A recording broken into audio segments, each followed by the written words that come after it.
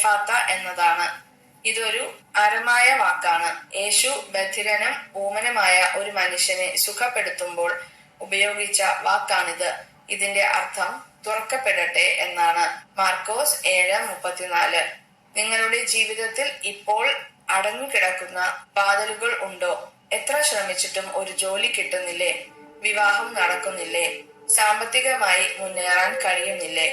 ആത്മീയമായി വളരാൻ കഴിയുന്നില്ലേ? നിങ്ങളുടെ മുന്നിലുള്ള തടസ്സങ്ങൾ എന്താണോ അതിനെ നോക്കി വിശ്വാസത്തോടെ കൽപ്പിക്കുക, എഫാത്ത, തുറക്കപ്പെടട്ടെ. ഈ വാക്ക് പറയുമ്പോൾ നിങ്ങൾ നിങ്ങളുടെ കഴിവിനെയല്ല ആശ്രയിക്കുന്നത്, മറിച്ച് വാതിലുകൾ തുറക്കാൻ കഴിവുള്ള ദൈവത്തിന്റെ ശക്തിയെയാണ്. അവൻ നിങ്ങൾക്കായി പുതിയ അവസരങ്ങൾ തുറക്കും, പുതിയ വഴികൾ കാണിച്ചു തരും. നിങ്ങൾക്ക് ആവശ്യമുള്ള അനുഗ്രഹങ്ങൾ നിങ്ങളുടെ ജീവിതത്തിലേക്ക് കൊണ്ടുവരും. ഒരു പക്ഷേ നിങ്ങൾ വർഷങ്ങളായി മുട്ടിക്കൊണ്ടിരുന്ന ഒരു വാതിൽ ഇന്ന് നിങ്ങൾ ഈ വാക്ക് വിശ്വാസത്തോടെ പറയുമ്പോൾ നിങ്ങൾക്കായി തുറക്കപ്പെട്ടേക്കാം.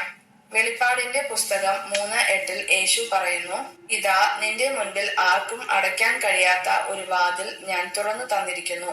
ദിവസവും നിങ്ങളുടെ സാഹചര്യങ്ങളെ നോക്കി ഇങ്ങനെ പ്രഖ്യാപിക്കുക, എന്റെ മുന്നിലുള്ള എല്ലാ വാതിലുകളും യേശുവിന്റെ നാമത്തിൽ തുറക്കപ്പെടട്ടെ, എഫാത്ത.